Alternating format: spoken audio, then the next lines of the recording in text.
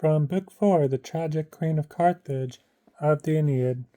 My father Anchises, whenever the darkness shrouds the earth in its dank shadows, whenever the stars go flaming up the sky, my father's anxious ghost warns me in dreams and fills my heart with fear. My son Ascanius, I feel the wrong I do to one so dear, robbing him of his kingdom, lands in the west, his fields decreed by fate, and now the messenger of the gods, I swear it, by your life and mine, dispatched by Jove himself, has brought me firm commands through the racing winds. With my own eyes I saw him clear in the broad daylight, moving through your gates. My own ears I drank his message in. Come, stop inflaming us both with your appeals. I set sail for Italy, all against my will. Even from the start of his declaration, she has glared at him askance, her eyes roving over him, head to foot with a look of stony silence, till abruptly she cries out in a blaze of fury, No goddess was your mother, no Dardanus sired your line, you traitor, liar, no! Mount Caucasus fathered you on his flinty rugged flanks, the tigers of Hyrcania gave you their dugs to suck. Why hide it? Why hold back? To suffer greater blows did he groan when I wept. Even look at me, never surrender a tear. Pity the one who loves him. What can I say first? So much to say. Now neither mighty Juno nor Saturn's son, the Father, gazes down on this with just impartial eyes. There's no faith left on earth. He was washed upon my shores, helpless, and I took him in like a maniac, let him share my kingdom, salvaged his lost fleet, plucked his crews from death. Oh, I'm swept by the furies, gales of fire. Now it's Apollo the prophet, Apollo's Lycian oracles. They're his masters now. And now, to top it off, the messenger of the gods, dispatched by Jove himself, comes rushing down the winds with his grim set commands. Really, what work for the gods who live on high? What a concern to ruffle their repose! I won't hold you. I won't even refute you. Go! Strike out for Italy on the winds, your realm across the sea. I hope, I pray, the just gods still have any power. Wreck it on the rocks, mid-sea you'll drink your bowl, a pain to the dregs, crying out the name of Dido, over and over and worlds away. I'll hound you then with pitch-black flames, when icy death has severed my body from its breath, then my ghost will stalk you through the world. You'll pay, you shameless, ruthless, and I will hear of it. Yes, the report will reach me, even among the deepest shades of death. She breaks off in the midst of outbursts, desperate, flinging herself from the light of day, sweeping out of his sight, leaving him numb with doubts, with much to fear and much he means to say. Catching her as she faints away, her women bear her back to her marble bridal chamber, and lay her body down upon her bed. But Aeneas is driven by duty now. Strongly he longs to ease and allay her sorrow, speak to her, turn away her anguish with reassurance. Still, moaning deeply, heart shattered by his great love. In spite of all, he obeys the gods' commands, and back he goes to his ships. Then the Trojans throw themselves in the labor, launching their tall vessels down along the beach, and the hull, rubbed sleek with pitch, floats high again. So keen to be gone, the men drag down from their forest untrimmed timbers, and boughs still green for oars. You can see them streaming out of the whole city, Men like ants that, weary of winter's onset, pillage some huge pile of wheat to store away in their grange, and their armies, long black line, goes marching through the field, trundling their spoils down some cramped, grassy track. Some put shoulders to giant grains and thrust them on, some dress the ranks, strictly martial stragglers, and the whole trail seethes with labor. What did you feel then, Dido, seizing this? How deep were your groans you uttered, gazing now from the city heights to watch the broad beaches, seething with action, the bay a chaos of outcries right before your eyes. Love, you tyrant! To what extremes won't you compel our hearts? Again she resorts to tears, driven to move the man, or try with prayers, suppliant, kneeling, humbling her pride to passion. So if die she must, she'll leave no way untried. Anna, you see the hurly-burly all across the beach, the crews swarming from every quarter. The wind cries for canvas. The buoyant oarsmen crown their sterns with wreaths.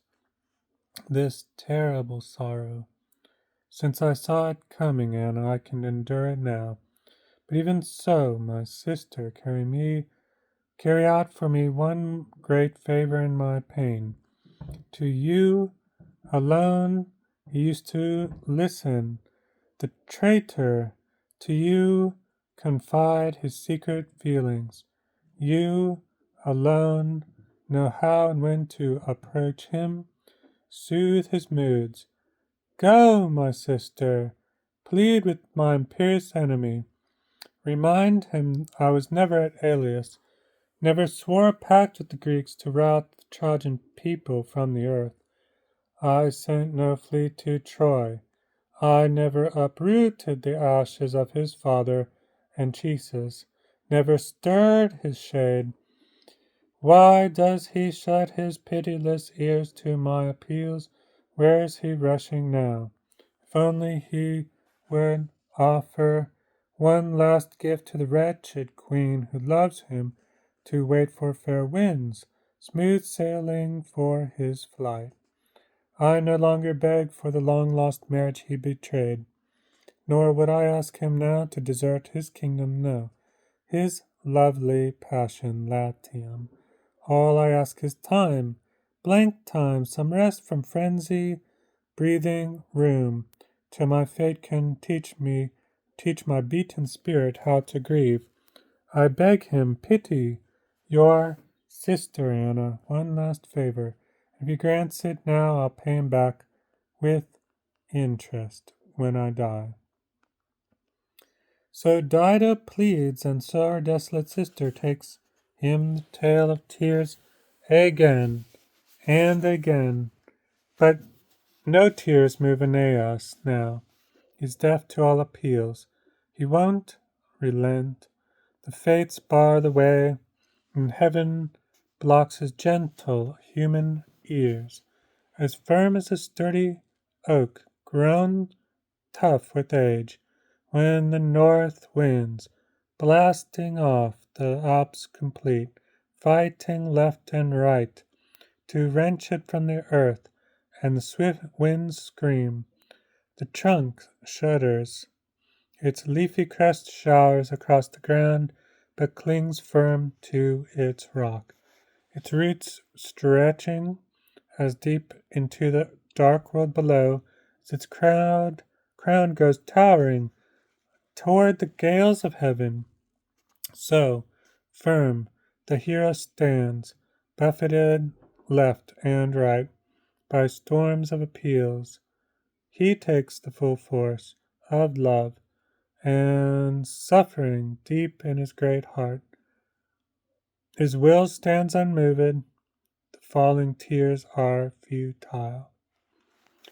Then, terrified by her fate, tragic Dido prays for death, sickened to see the vaulting sky above her, and to steel her new resolve to leave the light she sees, laying gifts on the altars, steaming incense.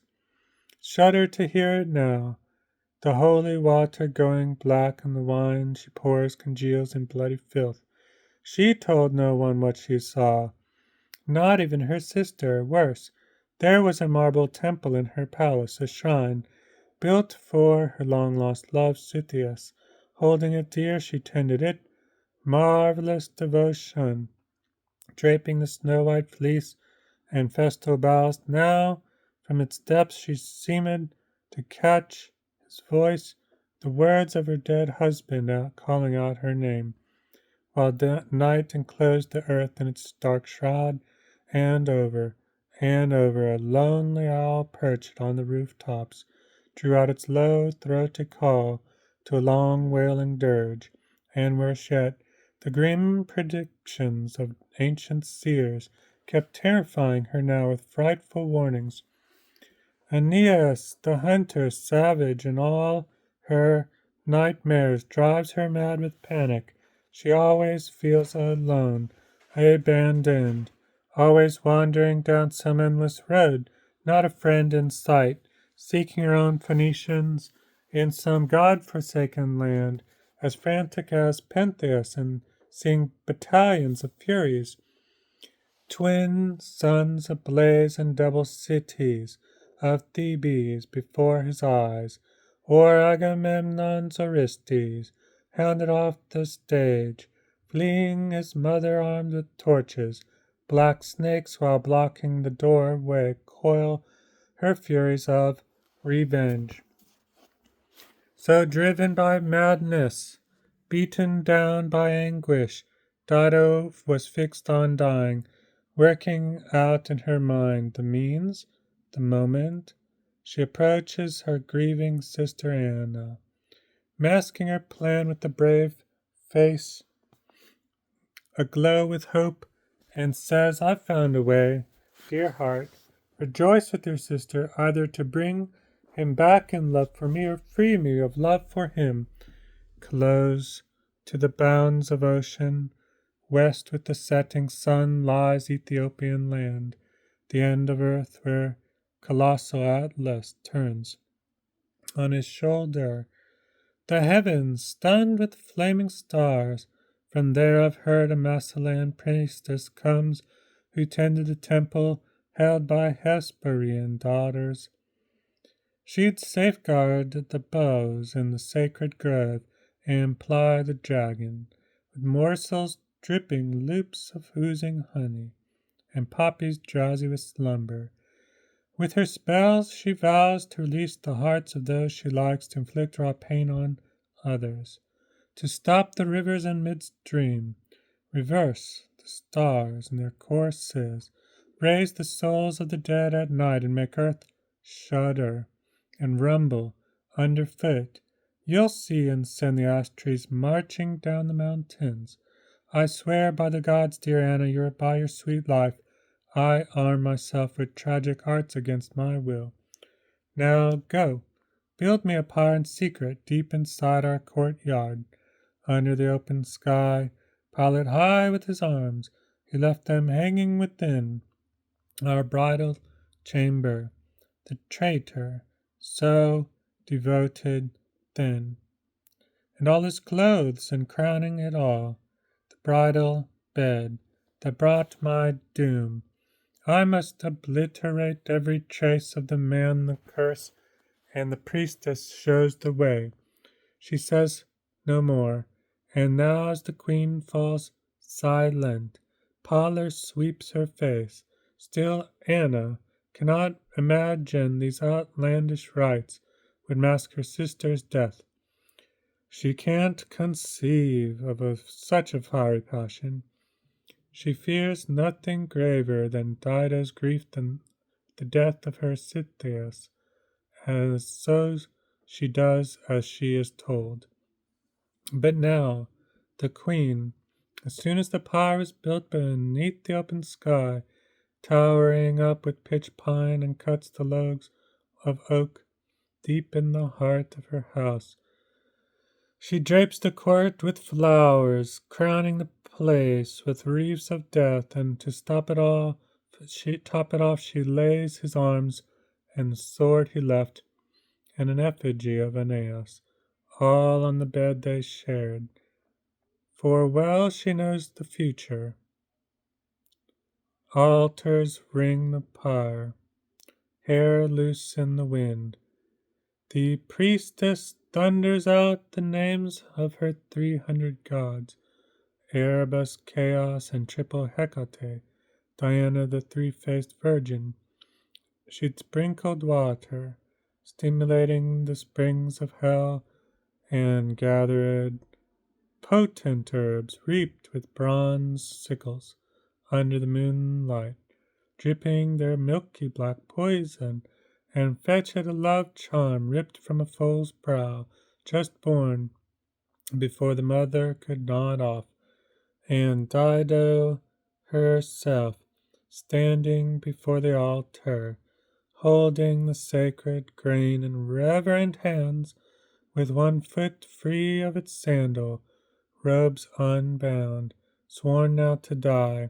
She calls on the gods to witness, calls on the stars who know her approaching fate, and then to any power above, mindful, even-handed, who watches over lovers bound by equal passion. Dido says her prayers. The dead of night and weary living creatures throughout the world are enjoying peaceful sleep. The woods and savage seas are calm at rest, and the circling stars are gliding on in their midnight courses. All the fields lie hushed, and the flocks and gay and gorgeous birds that haunt the deep clear pools and the thorny country thickets all lie quiet now under the silent night asleep, but not the tragic queen, torn in spirit. Dido will not dissolve into sleep her eyes, her mind won't yield tonight. Her torments multiply over and over, her passion surges back into heaving waves of rage. She keeps on brooding, obsessions roil her heart. And now what shall I do? Make a mockery of myself, go back to my old suitors, tempt them to try again, beg the Numidians grovel, plead for a husband. Though time and again I scorn to wed their like, what then? Shall the Trojan ships bend to the Trojans every last demand? So pleased are they with their help, the relief I lent them once, and memory of my service past stands firm in grateful minds. And even if I were willing, would the Trojans allow me to board their proud ships, a woman they hate? Poor lost fool, can't you sense it, grasp it yet? The treachery of Laomedians braid. Now what? Do I take flight alone, consorting with crews of Trojan oarsmen in their triumph? Or follow them out with my troops of Tyrians thronging the decks? Yes, hard as it was to uproot them once from Tyre, how can I force them back to sea once more, command them to spread their sails to the winds? No, no, die. You deserve it. You end your pain with the sword. You, my sister, you were the first, won over by my tears, to pile these sorrows on my shoulders, mad as I was to throw me into my enemy's arms. If only I'd been free to live my life untested in marriage, free of guilt as some wild beast untouched. By pangs like these I broke the faith I swore that to the ashes of the Cytheus. Such terrible grief kept breaking from her heart as Aeneas slept in peace on the ship's high stern. Bent on departing now, all tackle yet to sail, set to sail, and now in his dreams it came again, the god and phantom, the same features, shining clear, like Mercury, head to foot, the voice, the glow, the golden hair, the bloom of youth on his limbs, and the voice rang out with warnings. Once again, son of the goddess, how can you sleep so soundly in such a crisis? Can't you see the dangers closing around you now? Madman, can't you hear the west wind ruffling to speed you on? That woman spawns her plots, mulling over some desperate outrage in her heart. Lashing her surging rage, she's bent on death. Why not flee headlong? Flee headlong! While you can, you soon see the waves, a chaos of ships, lethal torches flaring, the whole coast ablaze. If now a new dawn breaks, and finds you still malingering on these shores, up with you now. Enough delay. Woman's a thing that's always changing, shifting like the wind. With that he vanished into the black night. Then, terrified by the sudden phantom, Aeneas, wrenching himself from sleep, leaps up and rouses his crew and spurs them headlong on.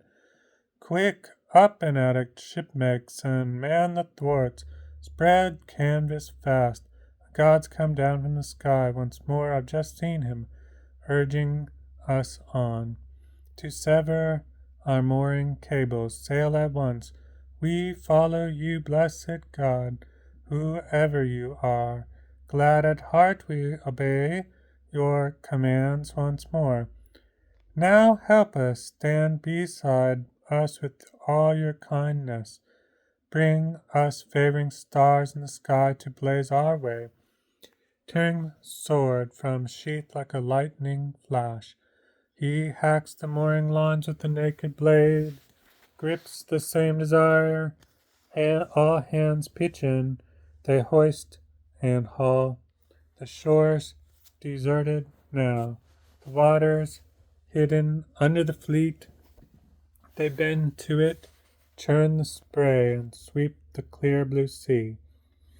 By now early dawn had risen up from the saffron bed of Tithonus, scattering fresh light on the world, but the queen from her high tower, catching sight of the morning's white glare, the armada heading out to sea with sails trimmed to the wind and certain the shore and port were empty, stripped of oarsmen.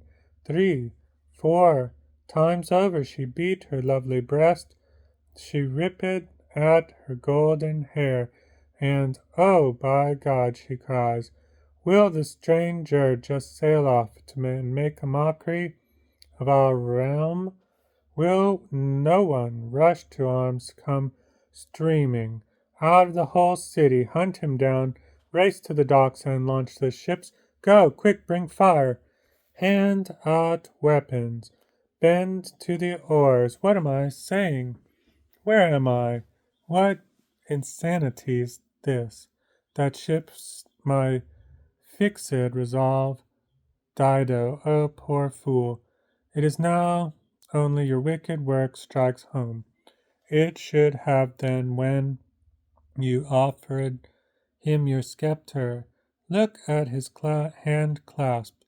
Look at his good faith now. That man who they say carries his father's gods, who stooped to shoulder his father, bent with age, couldn't I have seized him then, ripped him to pieces, scattered them in the sea, or slashed his men with steel, butchered Ascanius, served him up as his father's feast? True, the luck of battle might have been at risk, well, risk away. Whom did I have to fear? I was about to die. I should have tortured their camp and flooded their decks with fire. The sun, the father, the whole Trojan line. I should have wiped them all out, then hurled myself on the pyre to crown it all.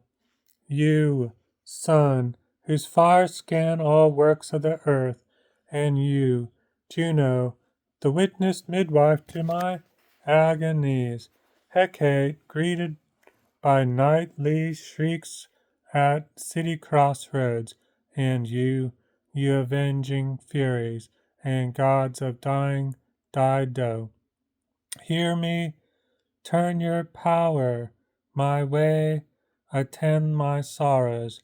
I deserve your mercy. Hear my prayers, that if I curse of the earth must reach this haven, labor on to land fall. If Jove and the fates command, and the boundary stone is fixed still, let him be plagued in war by nation proud in arms, torn from his borders, wrenched from Ilias's embrace. Let him grovel for help and watch his people die a shameful death. And then, once he has bowed down to an unjust peace, may never enjoy his realm, and the sight he yearns for. Never let him die before this day, unburied on some desolate beach. That is my prayer, my final cry. I pour it out with my own life blood, and you, my Tyrians, harry with hatred all this line. Ours race to come, make that offering to my ashes. Send it down below. No love between our peoples, ever no pacts of peace. Come rising up from my bones, you avengers still unknown, to stalk those Trojan settlers, hunt with fire and iron, now or in time to come, whenever the power is yours. Shore clash with shore, sea against sea, and sword against sword. This is my curse, war between all our peoples and all their children, endless war. With that her mind went veering back and forth. What was the quickest way to break off from the life she loathed? And so with a few words she turned to Barks, Scythian's old nurse. Her own was now black ashes deep in her homeland, lost forever.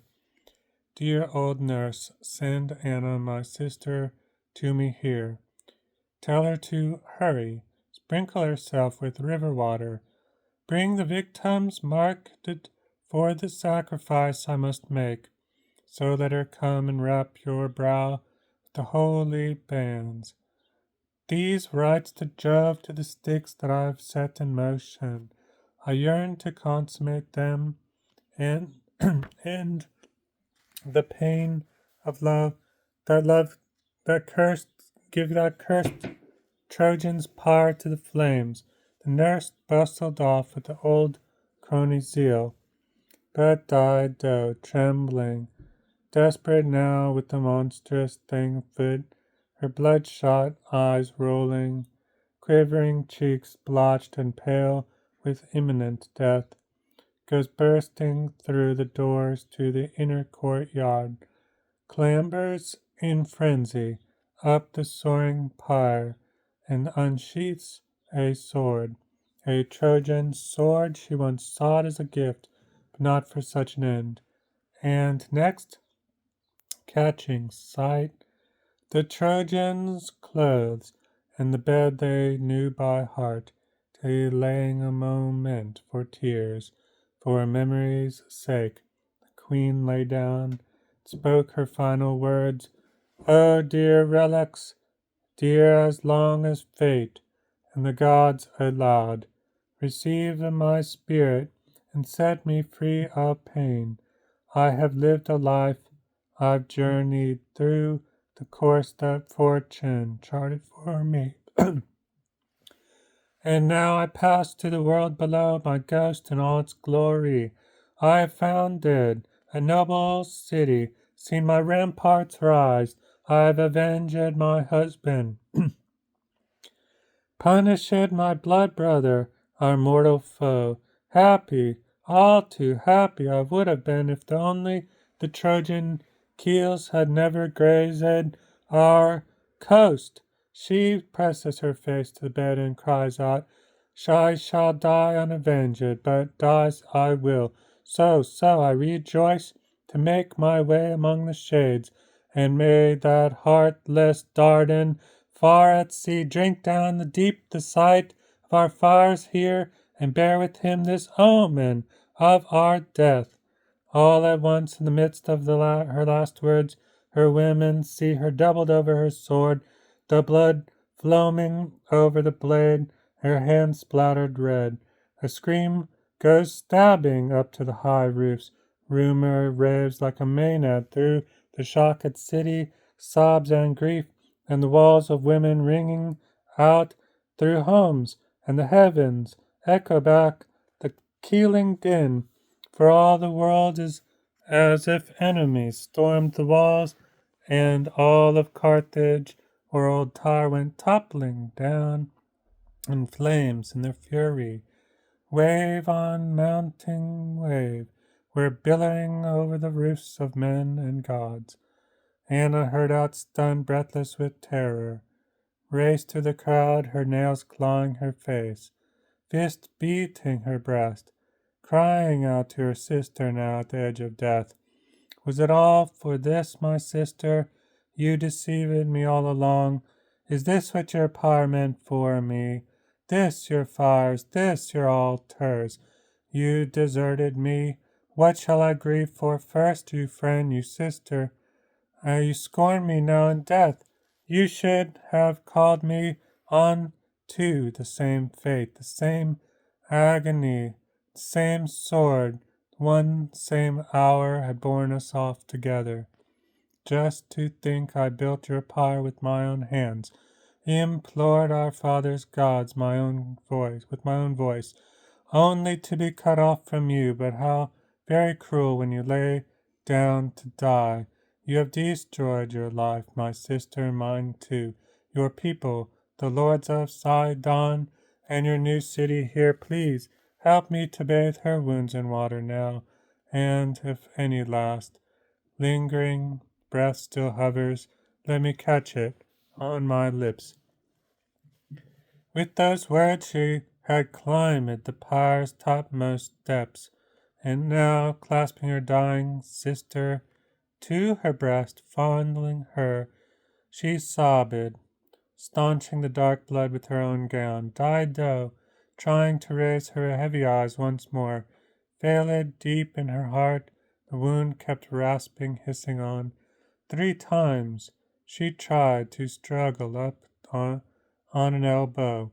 3 times she fell back, writhing on her bed, her gaze wavering into the high skies. She looked for a ray of light, and when she glimpsed it, moaned. Then Juno, in all her power, was filled with pity for Dido's agonizing death. Her labor, long and hard, spread Iris down from Olympus to release her spirit, wrestling now in a deadlock with her limbs, since she was dying a death not fated or deserved, no tormented before her day. In a blaze of passion, Proserpina had yet to pluck a golden lock from her head and commit her life to the Styx and the dark world below. So Iris, glistening dew, comes skimming down from the sky on gilded wings, trailing showers of iridescence shimmering into the sun, and hovering over Dido's head declares, so commanded, I take this lock as a sacred gift to the god of death, and I release you from your body. With that she cut the lock with her hand, and all at once the warmth slipped away, the life dissolved in the winds.